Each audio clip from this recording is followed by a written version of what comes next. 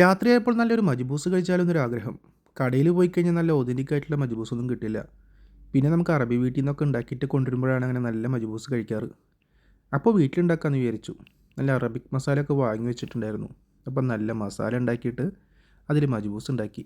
നല്ല fresh chicken വാങ്ങിയിരുന്നു. ചിക്കൻ്റെ ലെഗ് പീസാണ് വാങ്ങിയത്. അപ്പോൾ അത് ചെറുതായിട്ടൊന്ന് ഫ്രൈ ചെയ്തിട്ടോ. മജ്ബൂസ് ഉണ്ടാക്കിയതിന് ശേഷം ആ ചിക്കൻ എടുത്തിട്ട് ജസ്റ്റ് ഒന്ന് ഫ്രൈ ചെയ്തു. അപ്പോൾ ഒരു ക്രിസ്മസ് കിട്ടും. അപ്പോൾ അതും കൂട്ടി ചോറ് കഴിക്കാനായിട്ട് നല്ല ടേസ്റ്റാണ്. ഇപ്പം നോർമലി അങ്ങനെ സാധാരണ മജ്ബൂസ് അങ്ങനെ ഫ്രൈ ചെയ്യാറില്ല. ഇപ്പം ഞങ്ങൾ ചെയ്യുമ്പോൾ ചെറുതായിട്ടൊന്ന് ഫ്രൈ ചെയ്തിട്ട് ഉണ്ടാക്കും. അപ്പോൾ ചോറിൻ്റെ കൂടെ കഴിക്കാനായിട്ട് നല്ല അടിപൊളി ടേസ്റ്റാണ്. പിന്നെ അതുപോലെ തന്നെ ചോറിൻ്റെ കൂടെ കുറച്ച് വെജിറ്റബിൾ ഇട്ടിട്ടുണ്ട്. അതായത് ഉരുളൻകിഴങ്ങ്, പിന്നെ കൂസ, പിന്നെ അതുപോലെ തന്നെ വെളുത്തുള്ളി നല്ലപോലെ ഇട്ടിട്ടുണ്ട്. അപ്പോൾ അത് നല്ല ടേസ്റ്റാണ് കഴിക്കാനായിട്ട്.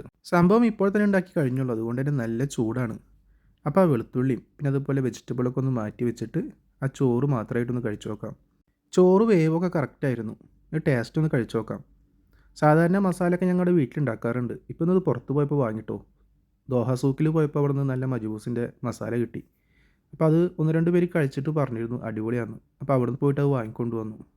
അപ്പോൾ ഇതാണ് കൂസ. അപ്പോൾ ഇത് നല്ല ടേസ്റ്റാണ് അതിൻ്റെ കൂടെ കഴിക്കാനായിട്ട്. ടേസ്റ്റ് എന്ന് പറഞ്ഞാൽ മജ്ബൂസിൻ്റെ കൂടെ ഒരു സ്പെഷ്യാലിറ്റി പോലെയാണ് അത് കഴിക്കുമ്പോൾ. പിന്നെ അതുപോലെ തന്നെ ഉരുളൻകിഴങ്ങാണെങ്കിലും പിന്നെ കുറച്ച് ടൊമാറ്റോ ചട്നി ഉണ്ടായിരുന്നു കേട്ടോ. അപ്പോൾ അതും കൂട്ടിയിട്ട് ചോറൊന്ന് കഴിച്ചു നോക്കാം. ഈ മജ്ബൂസ് ഉണ്ടാക്കുമ്പോൾ അതിൻ്റെ കൂടെ കിടന്നിട്ട് ആ വെളുത്തുള്ളി വെന്തിട്ട് അത് ആ ചോറിൻ്റെ കൂടെ കഴിക്കാനായിട്ട് നല്ല ടേസ്റ്റാണ്. നല്ലപോലെ വെന്തിട്ട് അതൊരു പ്രത്യേക ടേസ്റ്റാണ്. പിന്നെ ആ ചിക്കൻ അതുപോലെ തന്നെ കുറച്ച് ഫ്രൈ ആക്കിയിട്ടുണ്ട്.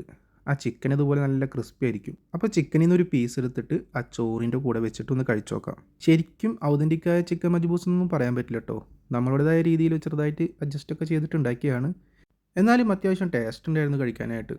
നല്ല ചൂടോടെ തന്നെ ആ വെളുത്തുള്ളിയും പിന്നെ ഉരുളൻകിഴങ്ങും പിന്നെ കൂസയും പിന്നെ നാരങ്ങച്ചാറുണ്ടായിരുന്നു. അതെല്ലാം കൂട്ടി കഴിക്കാനായിട്ട് അടിപൊളിയായിരുന്നു. പിന്നെ ചിക്കനാണെങ്കിലും നല്ല ടേസ്റ്റ് ഉണ്ടായിരുന്നു. നല്ല മസാലയൊക്കെ ആയിരുന്നു കേട്ടോ, കുരുമുളകൊക്കെ ഇട്ടിട്ട്. കൂടുതലും പുറത്തൊക്കെ പോയി വാങ്ങിക്കഴിഞ്ഞാൽ ഇത്രയും ടേസ്റ്റും കിട്ടിയില്ല, പിന്നെ ഒരുപാട് പൈസയും കൊടുക്കേണ്ടി വരും. അപ്പോൾ നമുക്ക് അത്രയും പൈസ കൊടുത്ത് വാങ്ങിയിട്ടും ആ ഒരു ടേസ്റ്റ് കിട്ടാറില്ല. അപ്പോൾ അതുപോലെ സാധാരണ ഞങ്ങൾ പുറത്തൊന്നും പോകാണ്ട് വീട്ടിൽ തന്നെ ഉണ്ടാക്കി കഴിക്കലാണ് ഇപ്പോൾ പതിവ്. മജ്ബൂസ് ആണെങ്കിലും അതുപോലെ ചിക്കൻ കപ്സ് ആണെങ്കിലും അടിപൊളിയായിട്ട് ഉണ്ടാക്കും. പിന്നെ ഉണ്ടാക്കാനുള്ള മടി കൊണ്ടാണ് പുറത്ത് പോയി കഴിക്കാറ്. പിന്നെ അതുപോലെ സമയമില്ലാണ്ടാകുമ്പോഴും പുറത്ത് പോയി കഴിക്കും.